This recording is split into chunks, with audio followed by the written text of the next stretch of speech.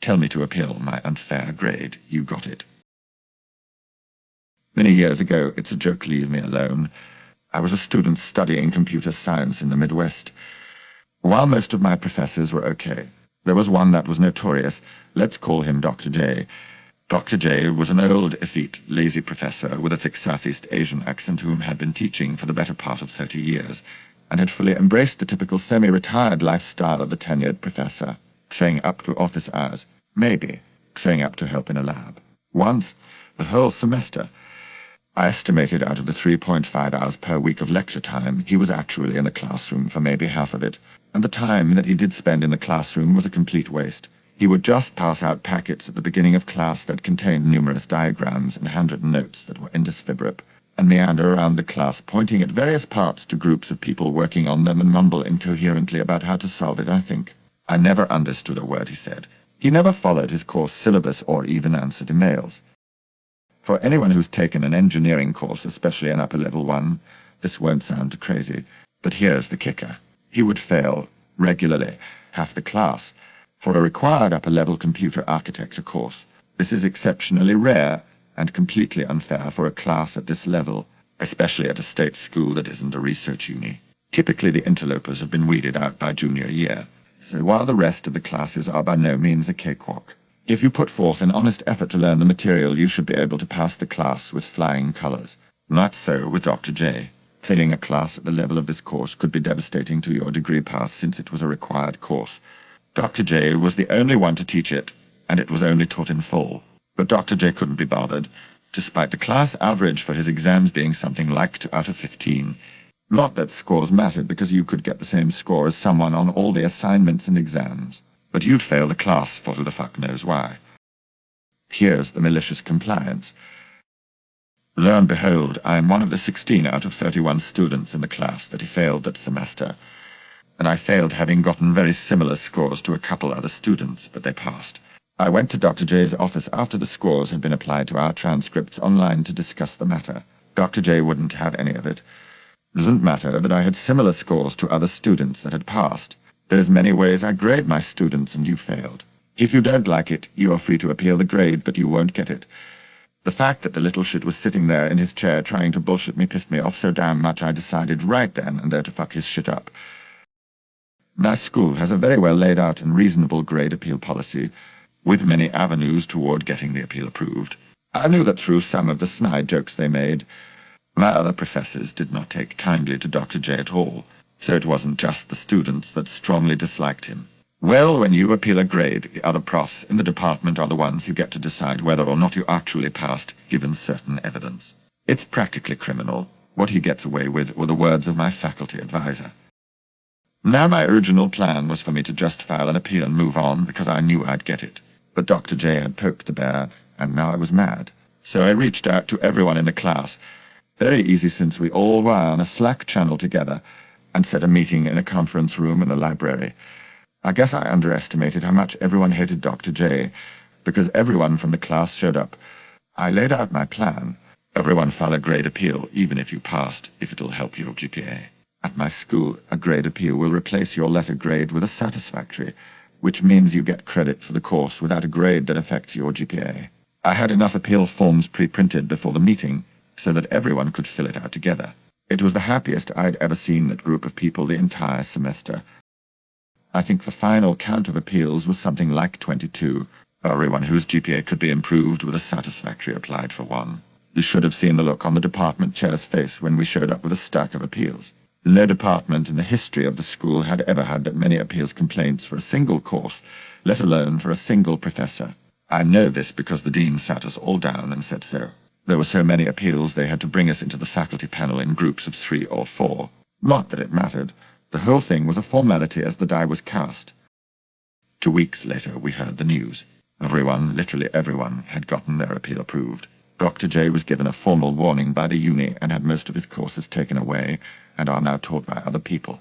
He still holds onto the computer architecture course and some freshman intro classes, but from what I've heard he hasn't failed anyone for a long time. So if you're a lazy prick of a professor, be warned. You might get someone like me for a student who foments an insurrection in your class and turns your job upside down. TLDR, Prof gave me a bullshit grade. Made me mad, got the whole class to appeal their grades. All get approved, Prof gets formally reprimanded, and most of his classes taken away. No longer fails students arbitrarily.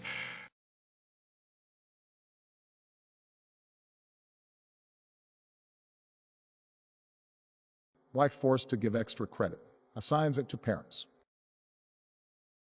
My wife teaches a lovely group of kids in an area where parents are incredibly strict. The children are almost all operating within the A grade range, and their parents overwork them to ensure the A+. Anyways, the new school year has some parents pestering my wife for extra credit assignments. He's insisted that it is optional for her to assign extra credit, and they've raised the issue up through administration to force her hand. Another teacher, who teaches the same class, gives loads of extra credit, and they want their children to be on an even level. With the news that she'd have to match the amount of given extra credit opportunities, he has decided to involve the children's parents. Examples: 5-page handwritten and legible essays about a historic event they were a part of. 20-minute video interview of their opinions and experiences about certain political events while growing up. Her extra credit is just many different little assignments that take lots of time from the parents' day for an extra couple points on the next exam. While she continues to assign these extra credit assignments, the participation rate has been 0.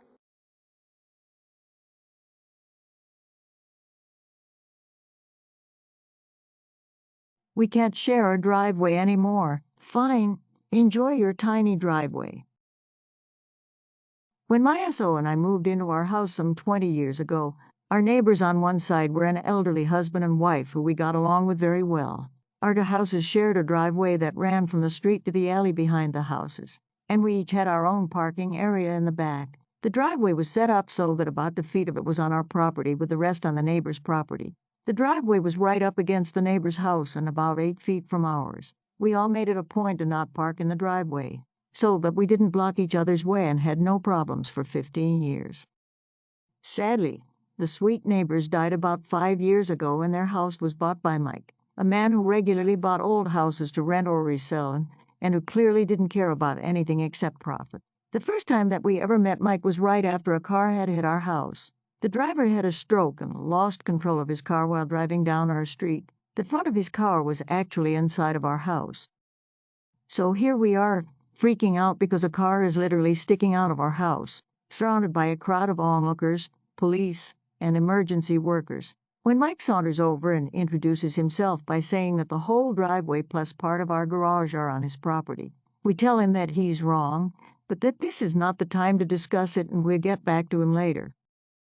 We do some investigating and discover that the property line is exactly where we knew it to be, and that the map Mike was using had the property line overlay off by about 2 feet.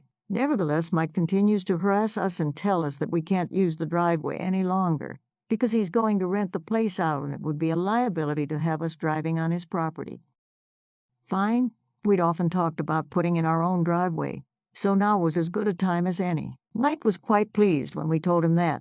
At least he was, until he learned that the new driveway was going in right next to his driveway along our property line. He tried to talk us into putting the driveway on the other side of our house, obviously so that he would still have use of the full existing driveway which set 2 feet onto our property.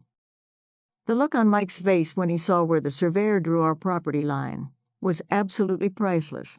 The line left just barely enough room for a car to fit on his side, and he couldn't widen his driveway because it already ran right next to his house. So we used a chunk of our lawn on that side to install a nice wide driveway with riverstone gravel, so that it would be obvious where our driveway ended and Mike's very narrow blacktop driveway began. Mike never spoke to us again. And to answer a few questions, Mike rented the house to a nice family with kids shortly after we put the driveway in. They bought the house from Mike last year, and we get along great. I give them produce, milk, and eggs whenever I have extras, and her kids are very polite.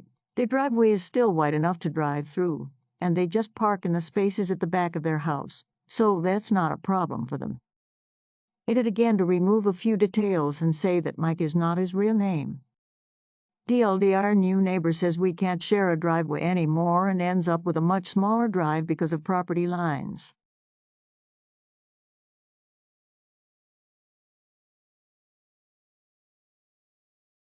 Check out my other stupendous videos.